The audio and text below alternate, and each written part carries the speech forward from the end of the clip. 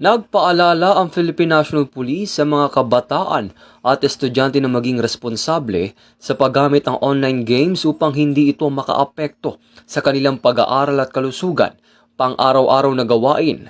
Ayon sa PNP, mahalagang magkaroon ng limitasyon sa oras ng paglalaro at unahin ang pag-aaral at iba pang responsibilidad.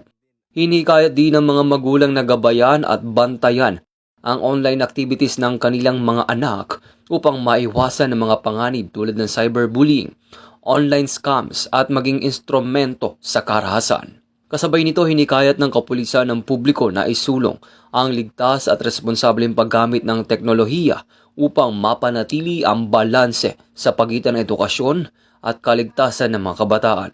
Patuloy namang naikipagtulungan ng PNP sa iba't ibang sektor upang mapalakas ang kamalayan ng publiko hinggil sa cyber safety at responsableng paggamit ng digital platforms.